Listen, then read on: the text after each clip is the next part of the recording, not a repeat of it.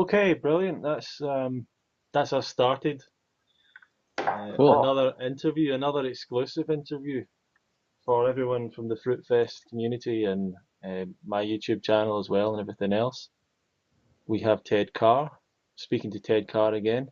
And Ted came to the Fruit Festival in the UK last year from all the way from, I don't know if Vancouver, you were Canada. ever, yeah, well, I don't know if you were living in Hawaii last year or was it Hawaii you were in last year before the festival? Or you were in Canada before the I festival? was in Canada before, yeah. And you came all the way to the UK. That's right. Um, Never been here before, I don't think. No, my first time in London. I absolutely loved it. Highly rate it. And came to the Fruit Festival for the first time as well. And played a big part in it. And I think you gave three talks and Mhm. played a big I'm a part. fan, dude. I'm a fan. It was an amazing festival. It went well. It certainly went well. So, are you looking forward to coming back? Yeah, man. It's like if I didn't, I only do what I'm really excited to do in life. I only do what I'm really looking forward to do. And there's no way I'd fly across the world and waste my time doing anything that I don't want to do. This festival is like, I will go out of my way for this festival, man. I'll do whatever it takes to get to this festival. Great, 100%. fantastic.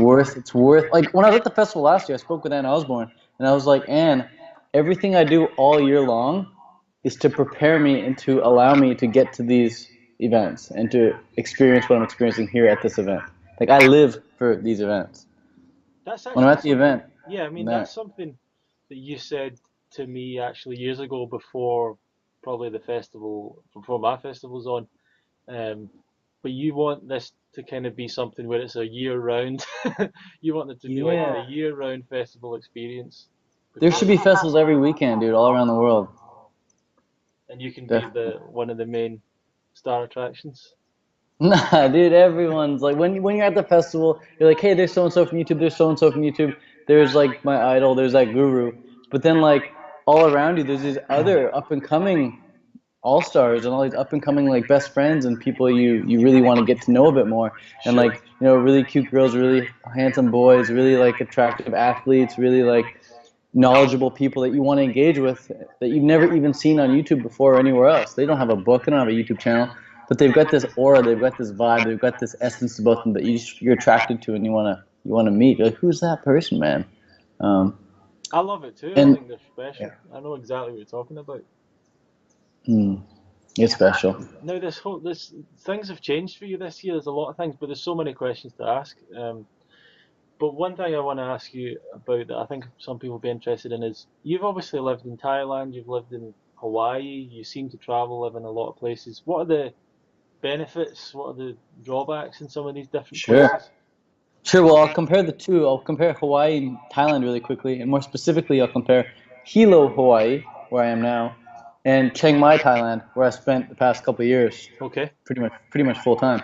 So for starting with Chiang Mai, Thailand, that's like it's a big place where everyone goes. All tons of vegans go. I remember watching years ago, you and Connor and Jake were in Chiang Mai, Thailand, Absolutely. um, and it's where it's like the Thai fruit festival is, and it's really cheap, really affordable. The fruit is great. The weather is great. Really friendly locals, and really easy to get a 1 year visa there. Like everything about it is just really easy to just Sure. get there, stay there, and live on the cheap. And it's if you go to nomadlist.com or like this digital nomad website, one of the top digital nomad sites, it ranks the best places in the world to live as a digital nomad, Uh-huh. and Chiang Mai is number one. Seriously? It's just yeah, it's number one because it's got great everything, dude. Great weather, great fruit, great accommodation, cheap everything, and good Wi-Fi, good enough Wi-Fi. Um, so Chiang Mai is great for that. As those are the pros. As far as the cons, um, the government is a bit shady. There's some shady stuff going on. Um, you can pay people off, or other people can pay other people off. The roads are quite dangerous. The air pollution is horrible, and you're surrounded by people who don't have that much money. And Right. as social creatures, we justify how we are by the people around us. And if we're constantly hanging around people who don't have much money, then it's going to be hard for us to make more money as well. So, if you want to fly with the eagles, you got to hang with the eagles. You can't be hanging with the chickens. So in Hawaii now, moving over to Hawaii, there's way more eagles here that I found. Way more people who are into making more money, into delivering like great value in the world. And the air is cleaner here in Hawaii. The fruit is just as good in Hawaii as it is in Thailand, maybe even better. I really love the fruit here. The prices for fruit are pretty much equal. Same price for fruit in Hawaii as the same price in Thailand. Accommodation definitely costs a bit more in Hawaii. But you're in America, the government's a bit more stable, a bit more trustworthy. The American dollar is there. Amazon shipments come quickly, within just a few days, where in Thailand it could take weeks or never show up at all. You got great clean ocean here, swimming in the ocean every day. And just in Thailand, there's like a massive network of vegans, but in Hawaii, there's like this tight-knit family of vegans and raw vegans. Like everyone really connects deeply, and like the word love gets thrown around a lot more here in Hawaii than it did in Chiang Mai. In Chiang Mai, it's like, oh, I know that person, I know that person, I know him or her. In Hawaii, it's like, oh, I love this person, I love him or her, blah, blah, blah. Like, it's just much more community knit, tighter knit. So that's my comparison right there of the two. I love Hawaii, and I think I'll be here a lot longer than I was in Thailand. Great. No, that's really interesting. Been to Chiang Mai myself a little bit, but it's a lot more information there for people and a lot of good points, I think, as well. Yeah. The other thing I think has changed for you that I've been watching a little bit this year is you're not doing triathlon anymore, or you're not training for triathlon. So the first time I ever came across you was a video that was you training for a triathlon years ago. I remember that one. Before you really committed to doing a lot of YouTube videos and stuff. So what's happened there? What's been your changes? And you seem maybe you've changed your diet as well. I don't know exactly, but talk a bit more about that. Yeah, I'll talk about my change in triathlon. So triathlon was my life. It was my identity. It was where I put all my money, all my time, all my energy, all my focus. I set goals for triathlon. I visualized triathlon. I made videos about triathlon. I would do whatever it takes. I did whatever it takes to get to the race, healthy, fit, ready to win. And I trained and trained and trained for the goal of winning races. And win races I did. I won a few races. I earned some prize money. I achieved my goals. I raced everything from sprint distance, which is a short distance, all the way up to Ironman, which is the full 10-hour, 11-hour event. For some people, it takes 17 hours. So I raced various distances. It was my entire life.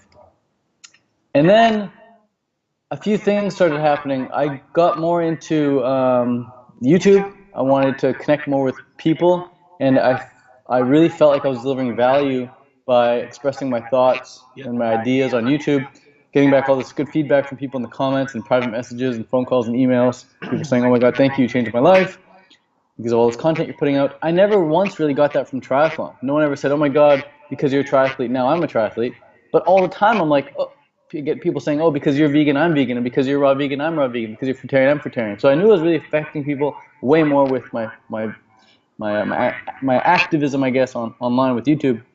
And I love creating content. I love expressing myself creatively. It doesn't feel like much effort expressing myself. It flows. But with triathlon, it was a constant effort, having to get into the pool, having to get on the bike, having to put in all these hard yards, with the running, with the swimming, with the biking, the weightlifting. And it was all for what? It was like to win races, like just to beat other people. It's like I already did that. I already know I can do it, and I already did it a couple times. And I'm like, I don't really need to do it anymore. I've already proven it to myself and others that I can do it. So what's it all for? And then I just started wanting more energy and time and focus into my creative pursuits. So I just figured, I want to stop competing and I want to put that energy towards creating. I don't want to have to beat others to feel fulfilled. I don't want others to have to lose in order for me to win. So I started making these videos, and I put them on. Every video I upload is a win. I'm like, yeah, man, I uploaded that video. It's a great video, getting good feedback on it. I don't really care about the feedback I get on my videos because I'm like, I'm happy with it. Any feedback's just cherry on top, I guess. And I love the relaxed vibe of being a filmmaker now. There's no stress, no pressure really. Whereas triathlon, there's so much pressure, like pressure I put on myself, I guess, to make sure I win or do well. And I'd rather be fit enough to be healthy, I'd rather be fit enough to be healthy than to be so fit that I'm unhealthy. Because those are two completely different paths in life. You can be extremely healthy or you can be extremely fit. But I don't think you can be both. I don't think you can be extremely fit and extremely healthy, because there's a tipping point. You become too fit and then your health starts to decline, but at least your performance goes up, you know? Sure. Some of the fittest athletes in the world can drop dead of a heart attack like that.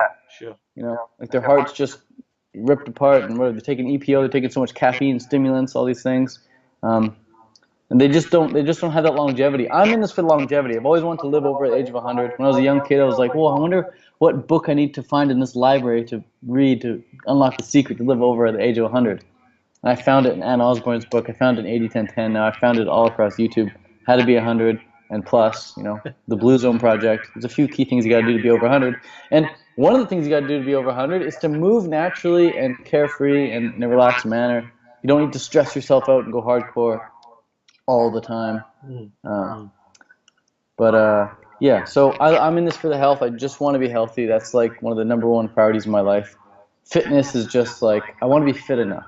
I want to feel fit. I want to look fit. I want to, you know, inspire people to get fitter as well. But I don't need to be the fittest man in the world to do that. I'm now realizing. So I've got a triathlon and gotten into filmmaking.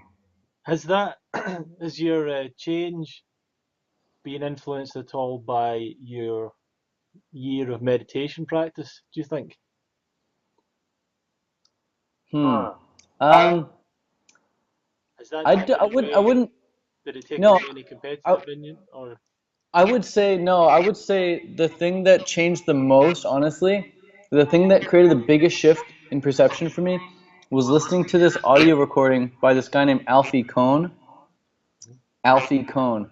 And he's got this YouTube clip. It's like an hour long. It's just audio. And it's called The Case Against Competition.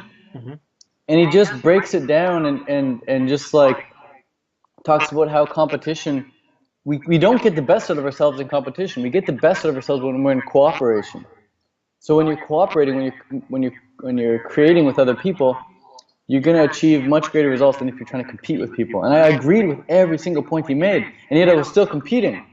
Like, why am I trying to beat other people when I want to live like the happiest, most joyous, most fulfilled life ever? If I want to live the happiest, most fulfilled life ever, I want to cooperate, I want to create, not compete. And so just hearing this audio from him, it totally resonated in the same way that understanding that humans are frugivorous animals, therefore we should eat fruit.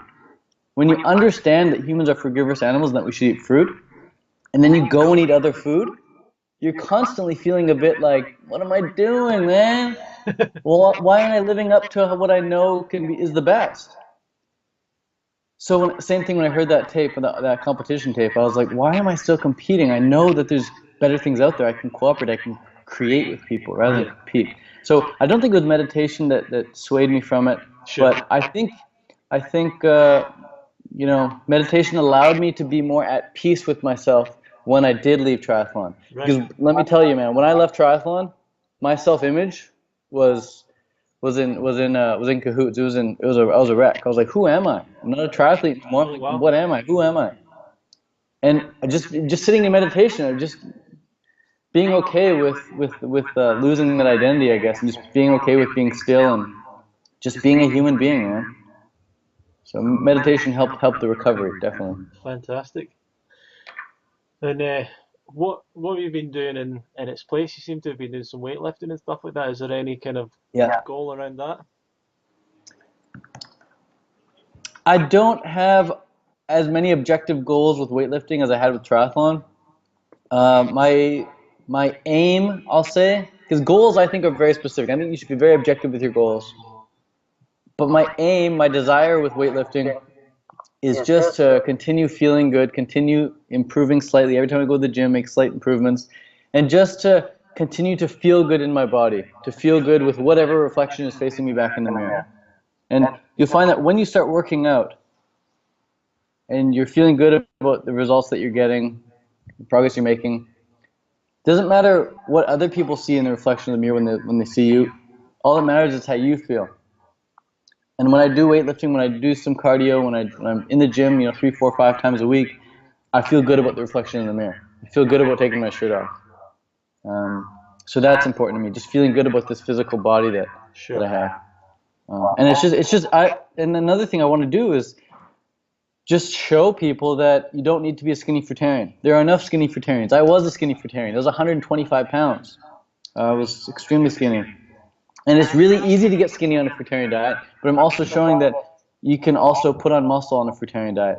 It's eating food isn't going to determine your muscle size. It's the stress that you put your muscles under that's going to determine that. So the question then might come out from that is there is a bit of an argument sometimes towards, or the debate is it better? Because obviously you're talking about longevity as well. Do you feel like eating less helps people live longer? Do you think it's worth yeah, because I know that Robert Lockhart, that's kind of what he says or believes.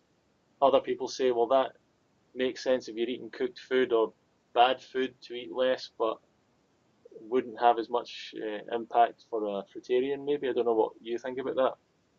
I definitely think that skinnier people live longer than fatter people. Sure.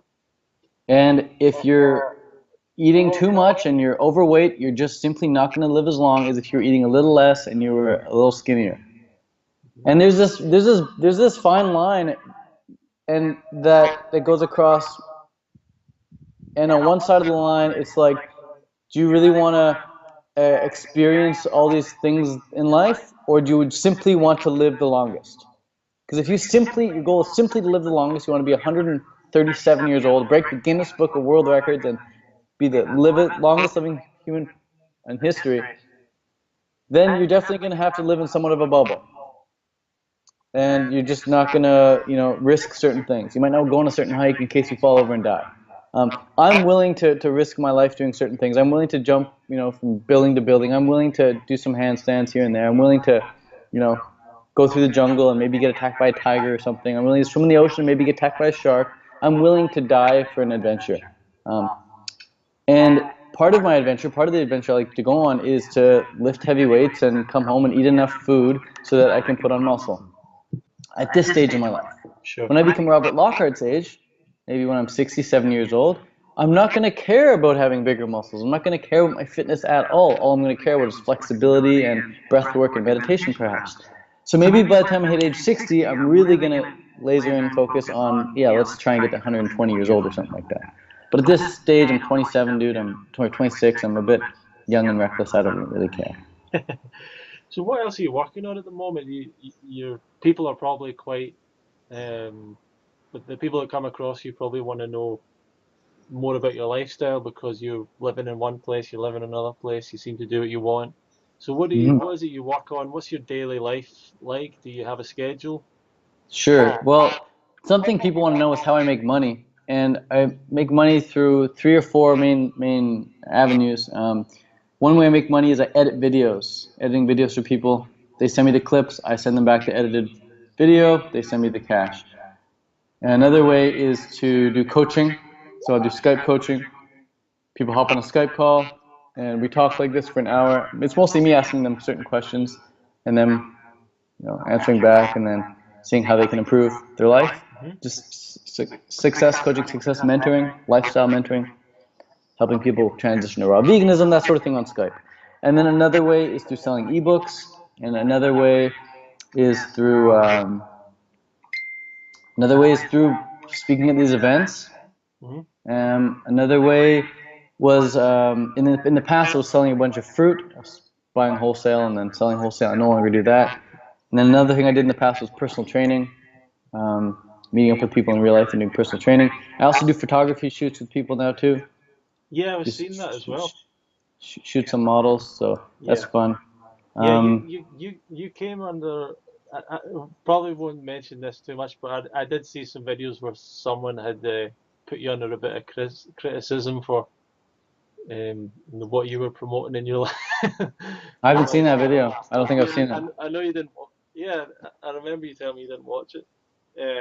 But it's really weird to see, obviously, that people maybe watch your videos and then they create an idea about you and. Yeah. Yeah, briefly, I forgot another quick way to make money is just through ads on my YouTube videos. So when people see all these videos I'm putting out, most of the videos I put out are about, meditating, getting to bed early, eating fruit, getting some fitness in, and just having a positive mental attitude. These are like some topics I like to talk about. And Yeah. then every now and then I put out a little more artsy video, maybe with some girls or some guys in it or whatever. And it's just not your average video. Um, and then people are like, whoa, this isn't like the Ted that I knew or whatever. And I'm a human being. I express myself in various ways. And when people meet me in real life, they see that I listen to like heavy metal or some rap music or something. They're like, oh, that's not the Ted I had imagined. It's like, well, that's nice. Like, there's a lot more to me that I'm not going to show on YouTube all the time. Um, so I just so happen to record certain things and put on YouTube. But yeah, I'm always trying to be new and evolve and grow into something else. So more changes are coming. Brilliant. Yeah, I mean, I think people don't get it as well as if someone's living in Chiang Mai. I know it's different in Hawaii because someone was saying to me, how is there all these vegans living in Chiang Mai?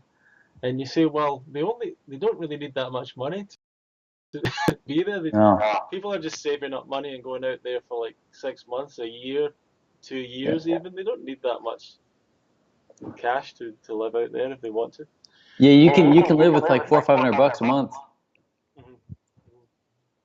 Yeah, I was thinking as well, some other things that you've spoken about.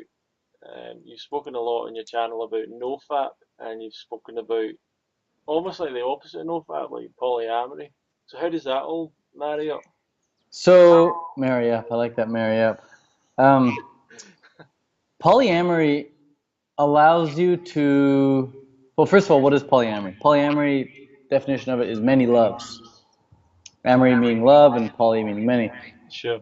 So when you say that you're polyamorous, or when you act in accordance with polyamory, you allow yourself and you allow your partner to love whoever they want, whenever they want, however they want.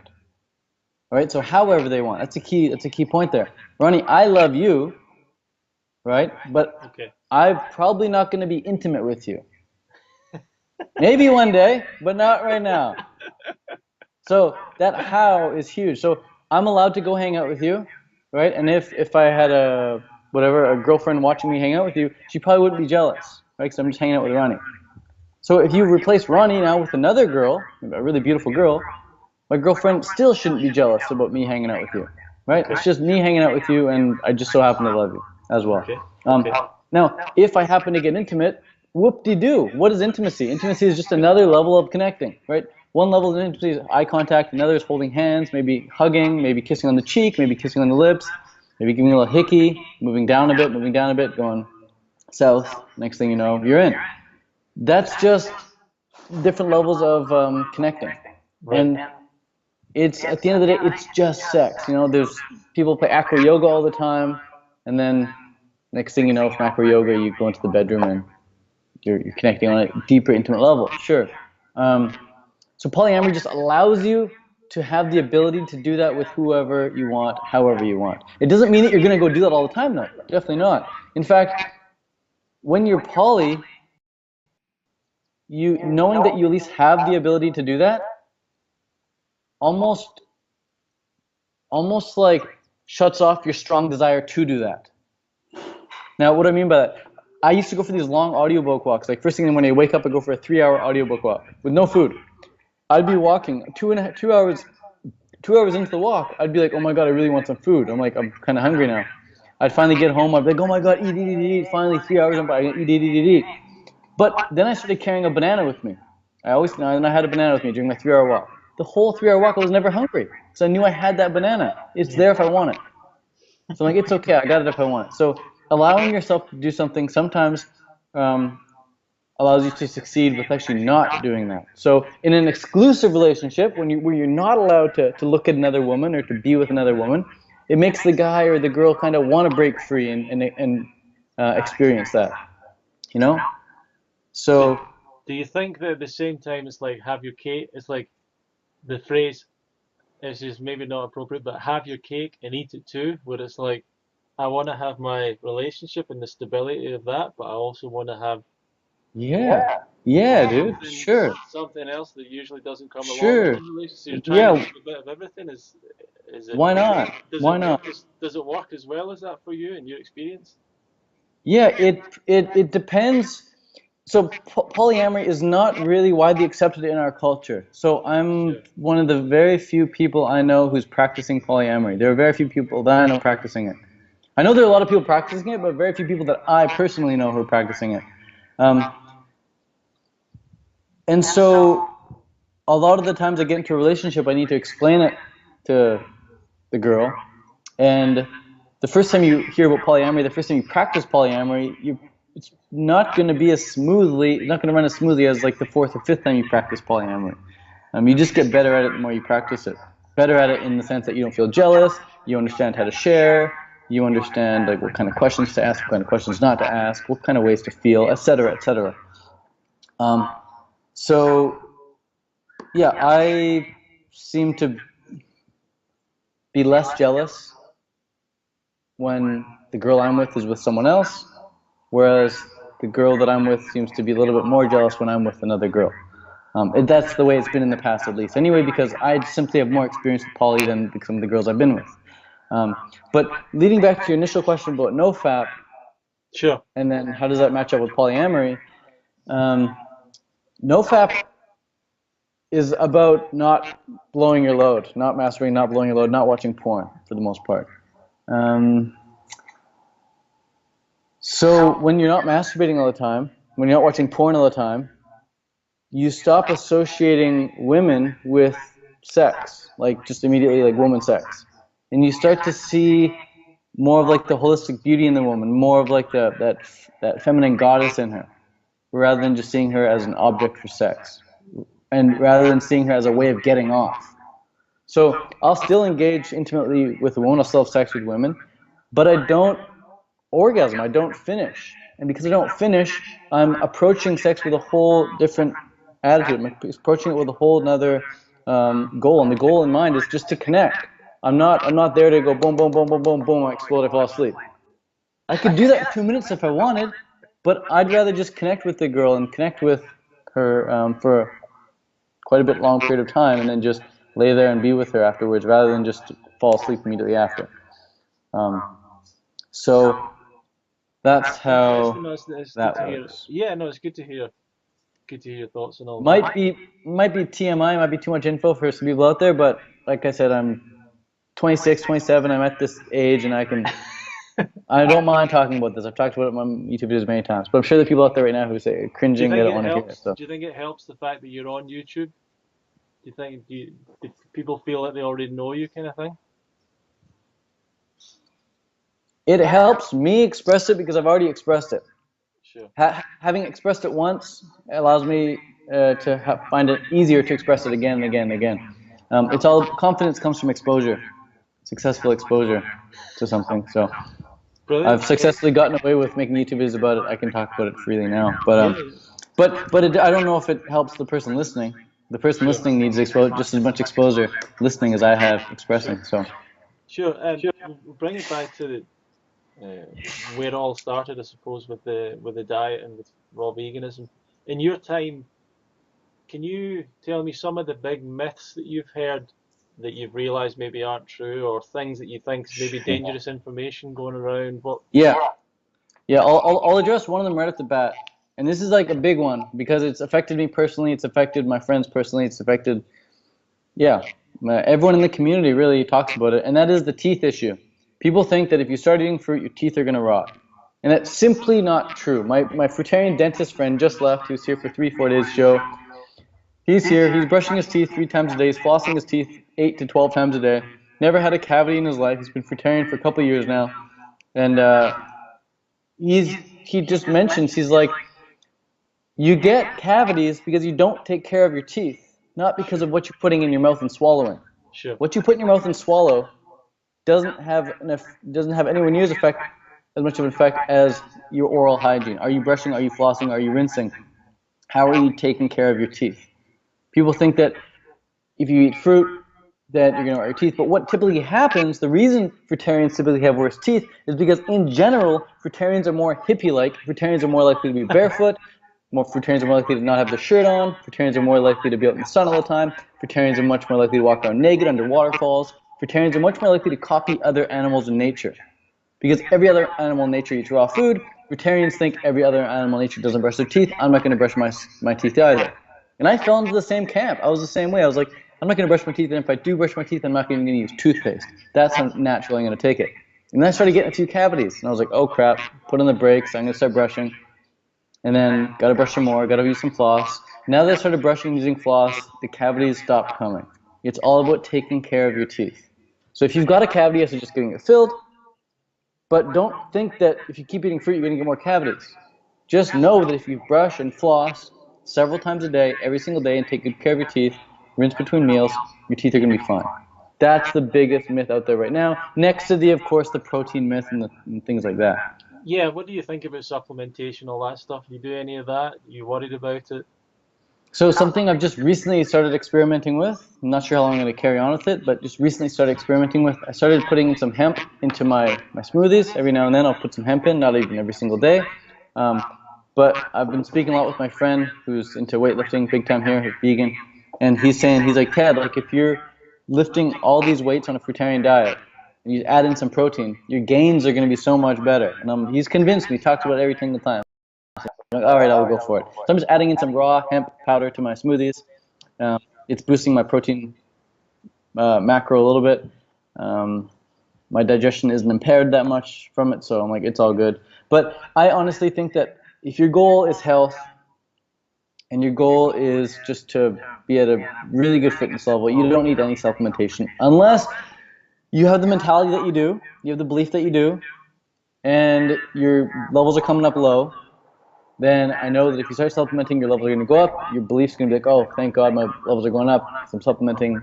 You're just going to be able to sleep better at night knowing that your levels are all good. It's a big mental game for sure. And placebos are legit. Yeah, absolutely. The power of placebo is so legit.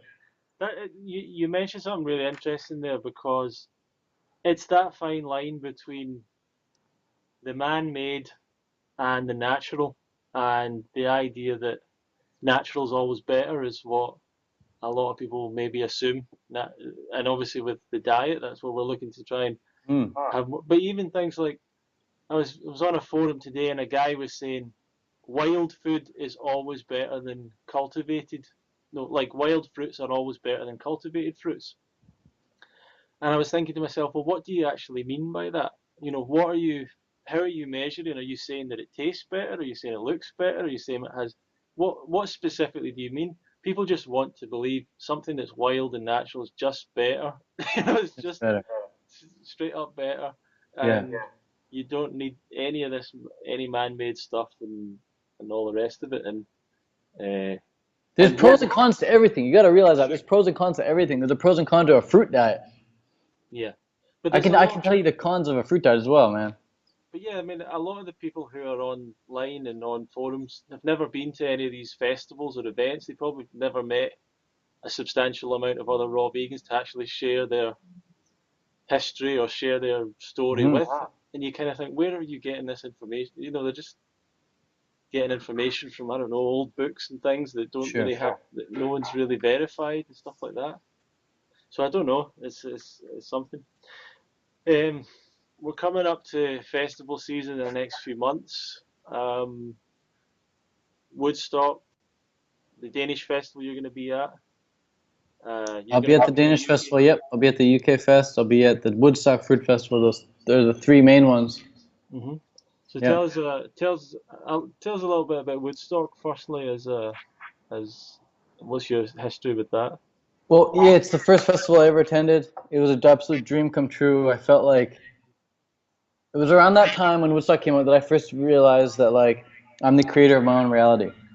And all I was focusing on at that point was just fruit, community. I wrote down on paper like I live in a community of like-minded fruitarians. I was just visualizing what that would look like. Then like a couple months later, Mike Arnstein releases this announcement saying, hey, we're going to have the Woodstock Fruit Festival, and Dan McDonald's going to be there, Doug Graham's going to be there, Freely's going to be there, Harley's going to be there. And my jaw hit the floor. Like, I can't believe it. Sign me up now. pay whatever it costs. Just get me there. I'm pretty sure I paid it on Visa. I couldn't even afford it. I was like, let's just go into debt on this. Let's just get there. So I showed up, and it was an absolute dream come true. And I've been every year since, except one. 1 year I missed because I was in Thailand. Had just arrived in Thailand. I wasn't gonna fly back to New York for just a week, but it would have been worth it. Had I flown back from Thailand just for that week, it would have been worth it. Woodstock Fruit Festival, man, the best week of my life every single year in a row. Best 7 days in a row. It's amazing, man. I even went for that 2-week festival 1 year. Imagine that. Woodstock doubled it up 1 year. It went 14 days. Yeah. That was a long 14 days, man. But it was a really special time. Best time spent for sure. That's to me, these events are like they're really special right now. Maybe they're going to get bigger. Maybe they're going to stop. Who knows? And I just think that anyone that's missing out on them right now that isn't going, whichever one, and I know I've got a vested interest because I run a festival, but the only reason I started it was because I enjoyed, like yourself, I love being at them, so I wanted to give back. But hearing you talk about it excites me. You know, it just reminds me of what it's like and how powerful it is, and it is just the best place on earth to be is at one of these events. For some reason, sometimes I don't even understand exactly why, but just the people and the atmosphere and even the information. I love the information as well. I love the exchange of knowledge and the different people that come and share something. Yeah, the quality of your life is. I mean, the quality of your relationships reflects the quality of your life. When you're at these festivals, everyone is your best friend. Your quality of your relationships at these festivals, you're either best friends with someone or you're madly in love with someone there. Like, there's those two spectrums of people there. Your best friends are the people you're absolutely in love with. And everyone you interact with, it's like they lift you up and you're lifting them up. And you just back and forth, back and forth, back and forth. By the end of the festival, you're so freaking high that the danger of these festivals, Ronnie, you should maybe put a warning somewhere on your website, warning people of the danger, is that when you leave the festival, you will be extremely sad. You will be sad to leave, and you might even go into a little bit of depression for a day or two, just having left your family and everyone you love. Like, when you're at the festival, I asked a question last year. I spoke at Woodstock and UK, and I said, "Can I see a raise of hands? Who wants to leave this festival at the end of the day, at the end of the week?" Nobody put up their hand. Not a single hand was raised.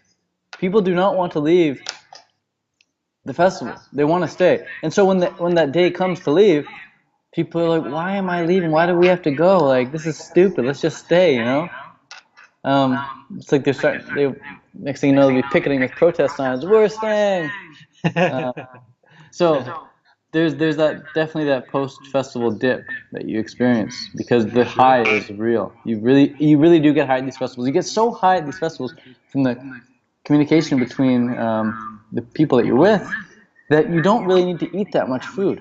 I eat way less food. If I'm normally eating 3,000 calories a day, at these festivals I'm probably eating 1,500 calories a day. And I feel great. You lose weight coming to these festivals not because you're eating fruit, but because you're hardly eating anything. Yeah, no, I think they're really special. Whichever one. There's also an event there's a festival in Spain as well to mention to people. I'm trying to think of there might be some others. There is a raw vegan festival in Sweden that is not quite the same thing, but there's a few other places that there's raw events. I think there's actually Austin Fruit Festivals going on right now. Yes. If people are in Austin.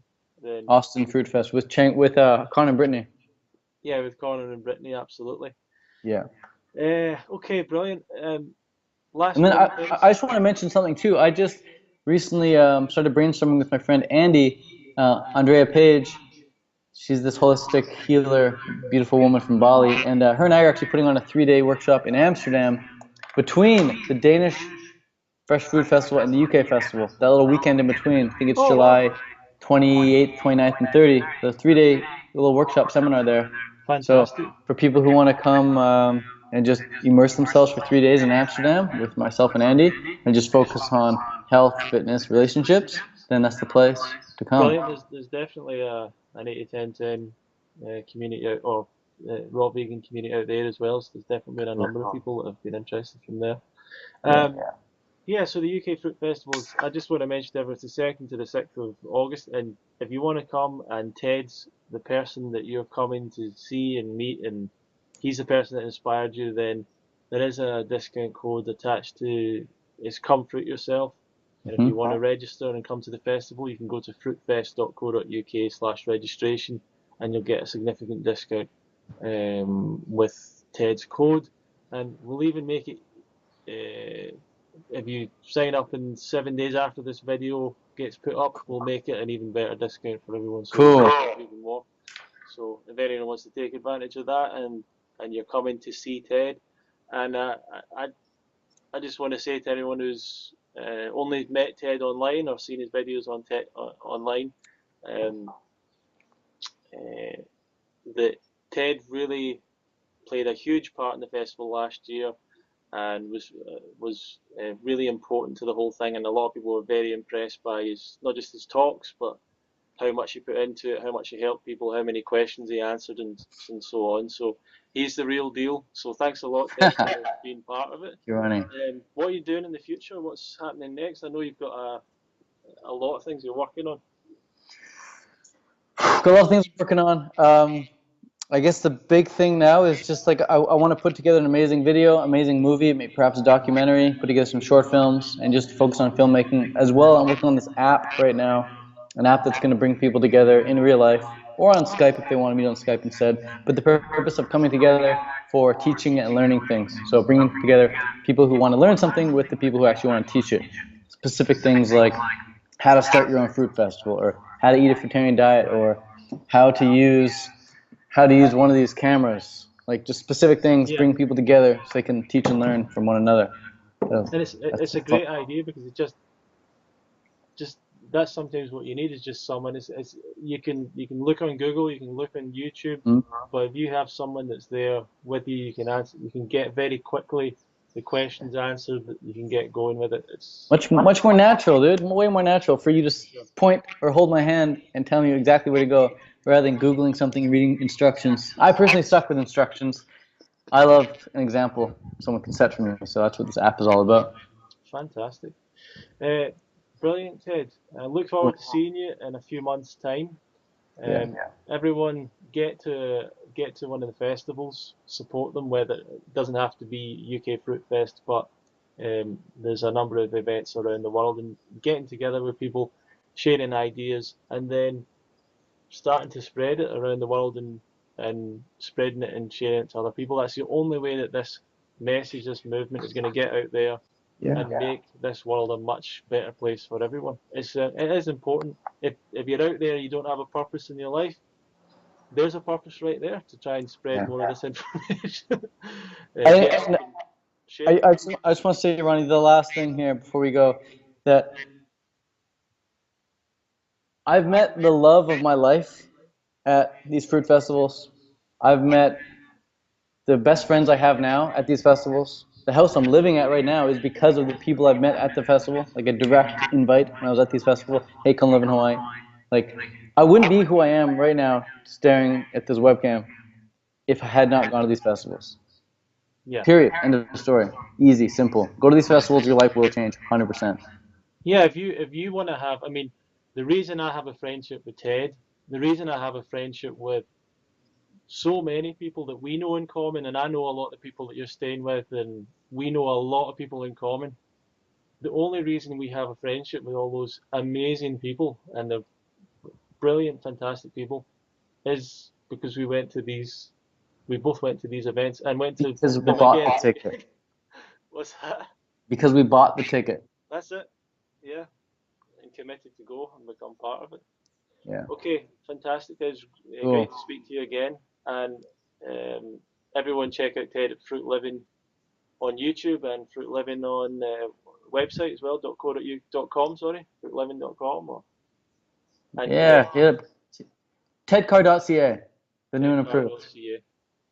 Fantastic. Cool. All right, man. Yeah, so share this video with other people, and thanks a lot for watching, everyone. Bye. Peace.